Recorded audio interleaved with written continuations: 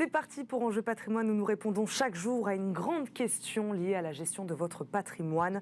Aujourd'hui, quel impact sur l'immobilier le plafonnement des loyers des passoires thermiques peut-il avoir? En effet, dès le 25 août prochain, il sera interdit d'augmenter le loyer des passoires thermiques, ces logements notés F et G au titre du diagnostic de performance énergétique, le fameux DPE. 7 à 8 millions de logements seraient concernés en France selon la FNAIM.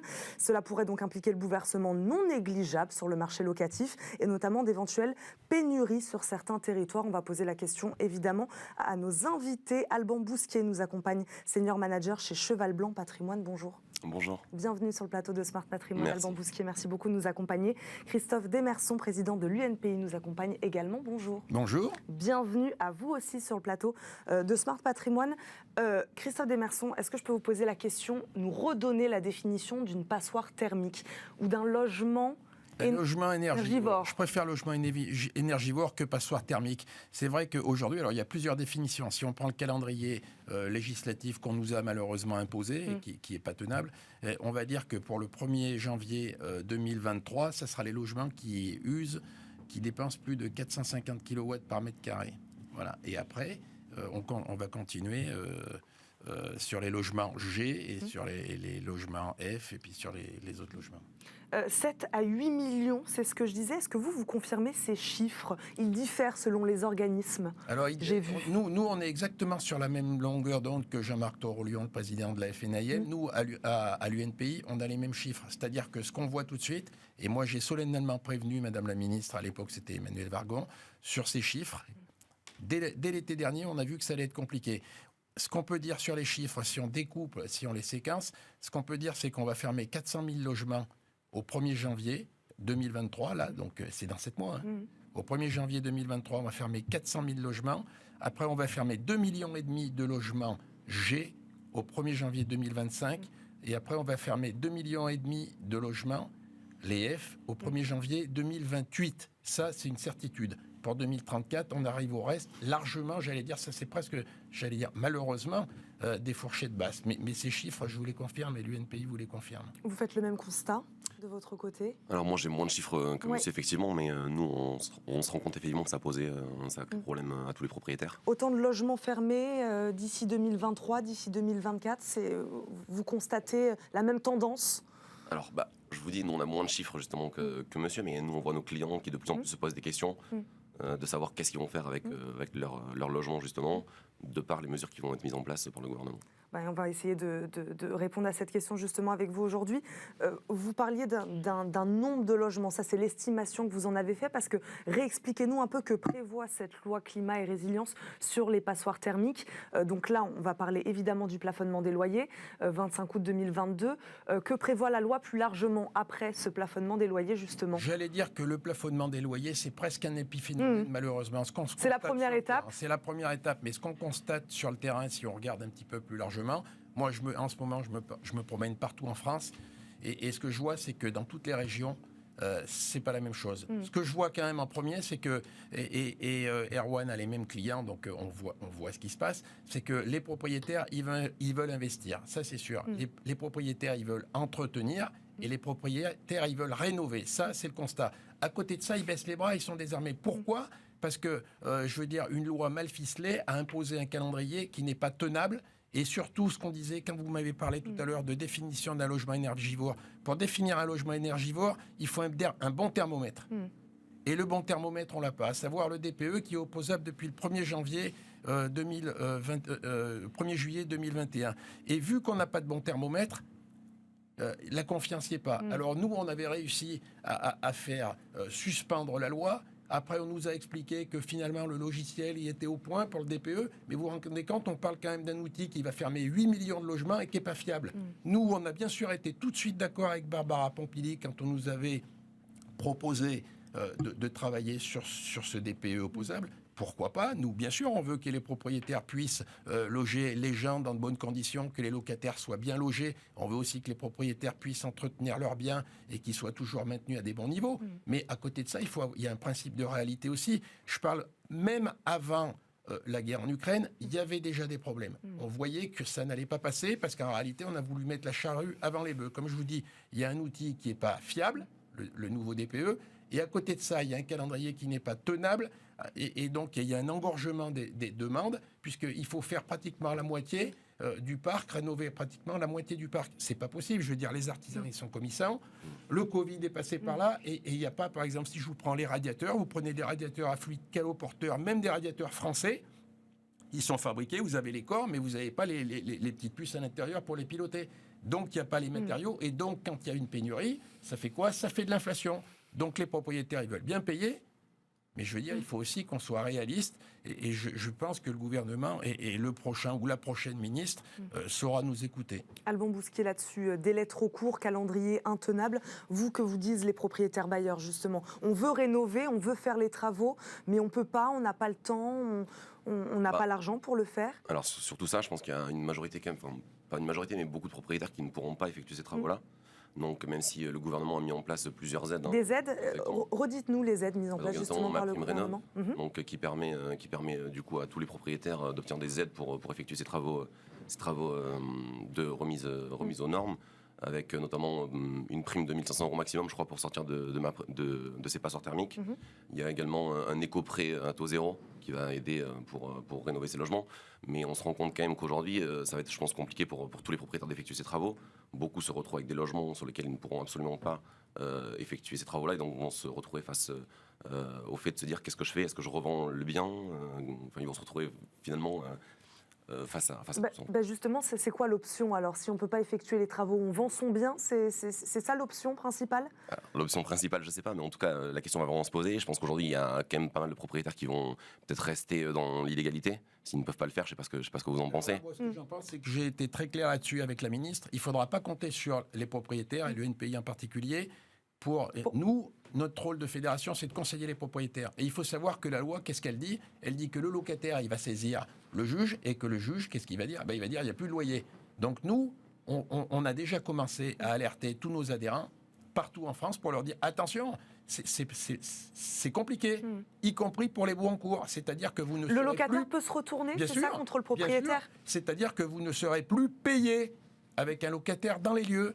Et plus grave, il faut aussi savoir que le congé pour travaux a été retoqué par le Conseil constitutionnel. C'est-à-dire qu'il y a intérêt à être conseillé, et bien conseillé, parce que, je veux dire, le propriétaire, si le locataire reste à l'intérieur, il dit, non, finalement, je ne peux pas partir, je reste là, et bien lui, il a le locataire à l'intérieur, il ne peut pas faire les travaux, légalement, il ne peut pas reprendre le bien pour faire les travaux, si c'était des travaux d'ampleur. Et après, qu'est-ce qu'il va faire? Le locataire, il va pouvoir se retourner. Donc, je dis, attention, et danger extrême. C'est pour ça que j'avais rappelé fermement à Madame la Ministre, et j'ai demandé à ce que ça soit consigné.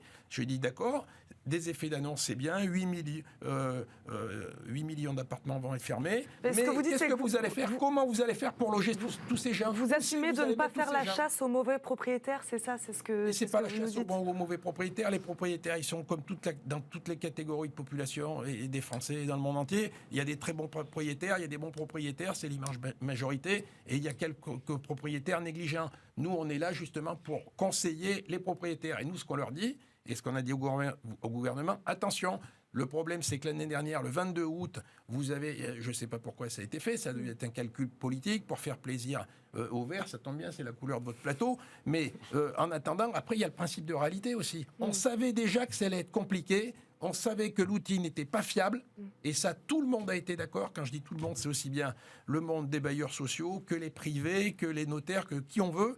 Tout le monde a su que le thermomètre n'était pas fiable, le TPE n'est pas fiable. Et donc, nous, ce qu'on veut, c'est un calendrier, on veut discuter, on veut fiabiliser ça, et notamment, par exemple, sur les petites surfaces.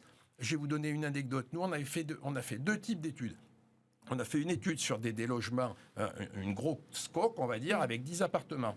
10 appartements à rénover. Le propriétaire, qui est un expert là-dedans, il avait choisi de faire ça avec des loyers modérés. Donc, il avait une aide d'action logement, 400 000 € d'aide.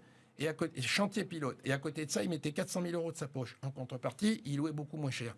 Qu'est-ce qui s'est passé? C'est qu'en réalité, ce chantier pilote, maintenant, il est plus accessible à toucher les droits, puisque le DPE, il a été beaucoup plus contraignant, et il se retrouve avec des étiquettes énergétiques qui ne lui permettent pas de toucher les aides. Ça, c'est pour les gros logements. Pour les petits logements, je vais vous prendre un exemple, c'est encore pire. Pour les petits logements, ce qu'on a remarqué, et ça, on l'a vu avec Thierry Marchand, le président des diagnostiqueurs de France, de la FNIM, on a vu qu'ils étaient particulièrement impactés. On a pris une petite maison. La petite maison, elle est isolée en périphérie. Elle a des fenêtres à double vitrage, elle a des volets roulants intégrés, elle est isolée sur le toit, elle a une véranda, elle a une porte coupe-feu, elle a des radiateurs à fluide caloporteur, elle a tout ce qu'on veut. La maison, elle est en F.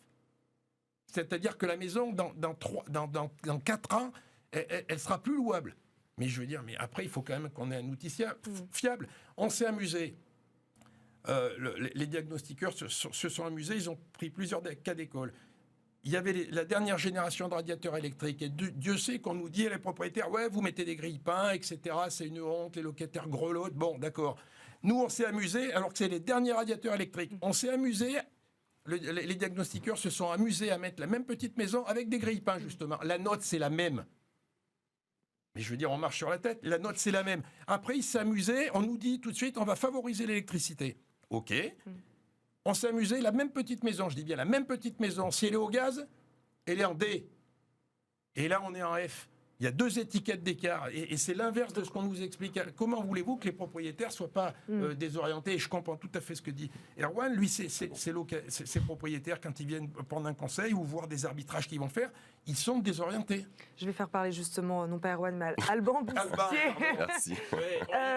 On va essayer de revenir à la question principale, c'est-à-dire donc l'impact sur le marché immobilier du plafonnement des loyers, mais pas que, puisqu'on a compris que c'était que la première étape.